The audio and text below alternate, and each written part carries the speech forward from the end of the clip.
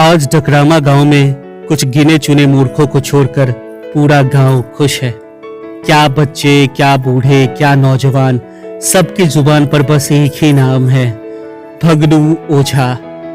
खुश भी क्यों ना हो भला, आखिर भगनू ने ही तो सरजू के बेटे की जान बचाई है।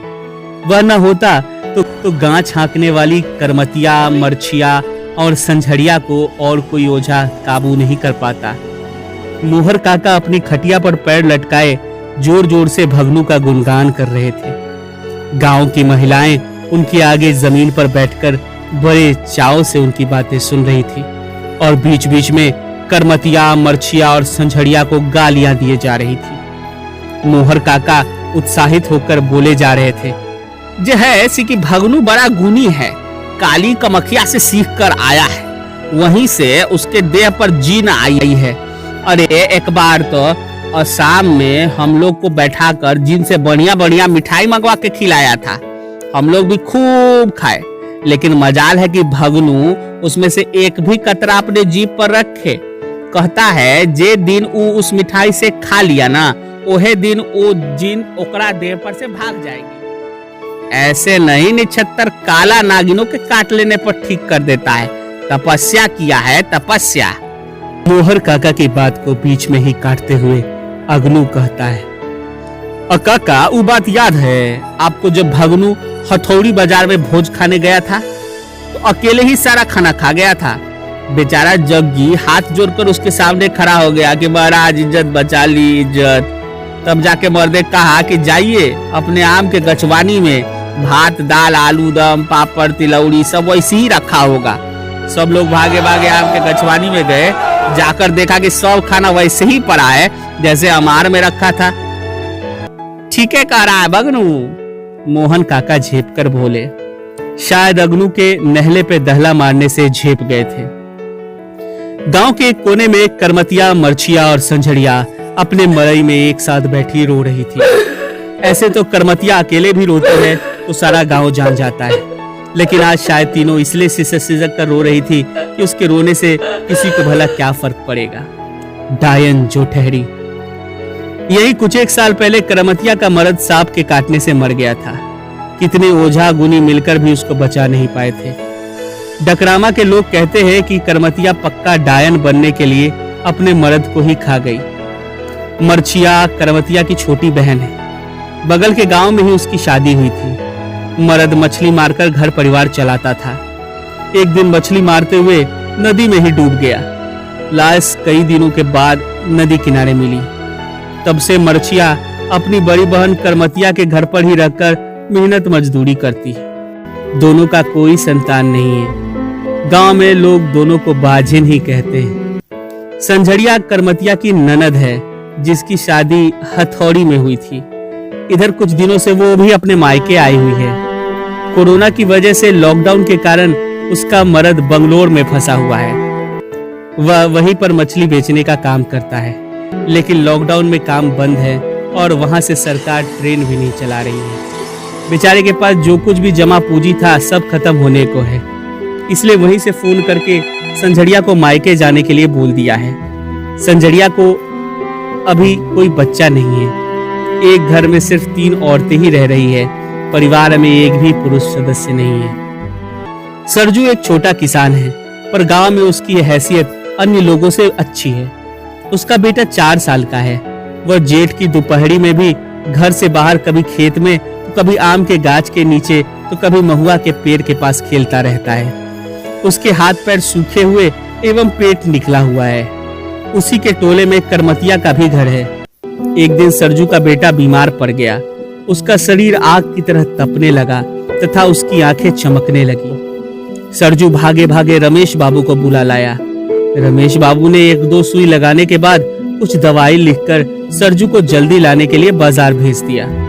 टोले की महिलाएं भी धीरे धीरे आने लगी। बुढ़िया काकी सरजू की बीबी से बोली, कौनो नजरो उजरो लगा दिले होई के लइका के, तनका भगनू ओझा से भी देखवा लिये। वहां खड़ी महिलाएं एक स्वर में बोली, ठीक है तो कह रही है बुढ़िया काकी, आजकल गांव में डाइनो के कमी बा का, केहू जाके भगनू के बोला लाओ। रमेश बाबू चुपचाप एक बोतल पानी चढ़ाने के लिए टांग दिए। सर पर पट्टी खुद कर रहे थे। सरजू दवा लेकर रमेश बाबू को दे दिया और बेटे का पट्टी बदलने लगा। तब तक किसी ने भगनू को बुलाकर लाया। भगनू आते ही बच्चे का हाथ पकड़कर आंख बंद कर कुछ बुदबुदाया। थोड़ी देर बाद आंख खोलते ही कहा, कोई बीमारी नहीं है इसको, ये तो करामात है। इतना सुनते ही बुढ़िया काकी बोली, हम पहले से ही कहत बानी, तो लड़का के आंखें चमकला से हम पकड़ ले ली है। रमेश बाबू सब चुपचाप देख रहे थे। पानी का बोतल खत्म होते ही सरजू को दवाई समझाकर चल दिए। शायद इतने दिनों में गांव में दवा सुई करते हुए उन्हें यह बात समझ में आ गई थी कि इन लोगों को समझाया नहीं जा सकता। भगनू ने लाल कपड़े का घेरा बनाया। उस घेरे में बच्चे को सुला दिया। अपने लंबे लंबे व लाल लाल लकड़ी की छड़ी को सामने रखा। गोईठा का आग सुलगाकर बुढ़िया काकी लाई। ओढ़ुल के फूल सरजू तोड़कर लाया। चारों ओर से लोग खड़े हो गए। जय काली कलकत्ते वाली, तेरा वचन न जाए खाली। कबन बारे जल्दी बोल, काहे लड़का के पसंद कर ले बारे, सामने आ। जैसे जैसे भगनू भूलता जाता, गांव के लोग अपना काम धाम छोड़कर भागे भागे सरजू के द्वार पर भीड़ लगाते जाते। मृदंग के थाप से सारे गांव में खबर फैल गई कि आज भगनू ओझा डाइनों को छोड़ेगा नहीं। धीरे धीरे भगनू झूमने लगा। उसके दोनों हाथ बिजली की भांति चमकने लगे। सिर जोर जोर से हिलने लगा। सामने रखे उजले रंग के पिसान में बार बार वह गोईठा के आग पर उठाकर दे मारता। आग की लपटें तेजी से ऊपर की ओर उठती और थोड़ी देर बाद शांत हो जाती। झूमते हुए वो बोलने लगा, हम करमतिया बानी, एकरा बाप से कुछ रुपया मगले रही तो न देलक, यही से एकरा के धरले बानी। ना छोड़ो, ना छोड़ो, ना छोड़ो, छोड़ देना तो ठीक ना होई। भगनू जोर से बोलकर उजले रंग के पिसान में से एक मुट्ठी उठाकर फिर से आग पर फेंक दिया और अपनी छड़ी को बच्चे के शरीर पर फेरते हुए मंत्र बुदबुदाने लगा। बच्चे पर रमेश बाबू की दवा का कुछ असर होने लगा था। धीरे धीरे उसकी स्थिति में सुधार होने लगा। इतने लोगों को एक साथ देखकर वह रोने लगा था। बुढ़िया काकी बच्चा को रोते देख कहने लगी, ई मंगवा जारी लइका के कतना दुख देता, लइका बिलक बिलक के रोईता, तनको माया दाया नइखे बझिनिया के। इधर भगनू का एक पैर पर खड़ा होकर जोर जोर से करमतिया, मरछिया और संझड़िया तीनों का नाम लेकर मंत्र पढ़ने लगा। बार बार कहता, बच्चा के छोड़ दे, न मनबे तो ठीक न होई। यह खेल बहुत देर तक चलता रहा। गांव वालों का सब्र जवाब देने लगा। सोहन, बजरंगी और गोवर्धन तीनों कहने लगे, चलो आज रंडी सबके उठा कर लाते हैं, आज यही सारा फैसला हो जाएगा। आज के बाद फिर कौनों के लड़का के कोरे धोरे के नाम न ली। इतना सुनते ही सारा हुजूम करमतिया के घर की तरफ बढ़ गया। अपने घर की तरफ बढ़ते भीड़ को देखकर करमतिया समझ गई और डरकर तीनों अपने घर के पिछवाड़े में बैठ गई। बच्चे, बूढ़े, जवान, औरत, मर्द सभी लाठे डंडे लेकर हल्ला करते हुए उसके घर के टाट को तोड़कर उसे खोजने लगे।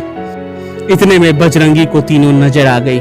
वह शोर मचाने लगा, अरे साली रंडिया सब यहीं बैठकर मंत्र मार रही है रे, पकड़ो रे, चलो आज मजा चखाते हैं। सोहन, गोवर्धन और बजरंगी तीनों आगे बढ़कर करमतिया सहित मरछिया और संझड़िया को पकड़ लेते हैं। तीनों चीखने चिल्लाने लगती है, लोगों के पैर पकड़ने लगती है। हमर कौनो गलती नहीं के हो बाबू लोग, भगवती के दरबार में कसम खिलवाला, हमनी तैयार बानी। रंडी कही के गलती नहीं खे, एकरा कारण पूरा गांव परेशान बा। गोवर्धन बोलकर करमतिया का बाल खींच कर ले जाने लगा। सरजू के द्वार पर जाकर गांव के लोगों ने यह फैसला किया कि आज इन्हें कुछ ऐसी सजा दी जाए कि गांव में कोई डायन बनने से पहले 100 बार सोचे। भीड़ ने यह निर्णय लिया कि तीनों के बाल काट दिया जाए और मैला पिलाया जाए। इसके बाद इन तीनों को नंगा गांव में घुमाया जाए। बाल काटने के लिए गांव के हजाम कुलदीप को बुलाया गया। कुलदीप डरते डरते तीनों के बाल काट रहा था और उधर गोवर्धन एक टूटे हुए गंदे बर्तन में मैले को खोलकर जबरदस्ती तीनों को पिलाने की तैयारी कर रहा था। जहान के भय से तीनों मैला भी पी गई। इस दौरान लोग भद्दी भद्दी गालियां देते रहे। इस भीड़ में ही संजीव भी खड़ा था। उसने गोवर्धन से कहा कि डायन वायन कुछ नहीं होता है, सरजू चाचा के बेटे को चमकी बुखार है, उसे शहर के किसी डॉक्टर के पास ले जाना चाहिए। इन लोगों की कोई गलती नहीं है, इन्हें छोड़ दीजिए। लेकिन उल्टे सोहन और बजरंगी उसे डांट कर भगा दिए। बड़ा आया विज्ञानी बनने, शहर जाकर 2 अक्षर पढ़ न लिया, आया हम ही लोगों को सिखाने। अब तीनों को नंगा करने के लिए बजरंगी बढ़ा। कनमतिया पैर पकड़कर रोने लगी, छोड़ देने का मनुहार करने लगी, लेकिन बजरंगी ने उसकी एक न सुनी। एक एक कर तीनों को नंगा कर दिया गया और गांव में घुमाया गया। आगे आगे आंसू बहाती हुई तीनों महिलाएं नजरें झुकाए चल रही थी और पीछे से गांव को डायनों से बचाने वाली भीड़। सड़क के दोनों किनारे खड़े लोग तालियां बजा रहे थे और गालियां दे रहे थे। संजीव सोशल मीडिया पर डालकर वायरल कराने के लिए और पुलिस से शिकायत करने के लिए अपने घर की छत से वीडियो बना रहा था। अभी आप सुन रहे थे डॉक्टर सुशांत कुमार की लिखी कहानी डायन बोल तरुण श्रीवास्तव के।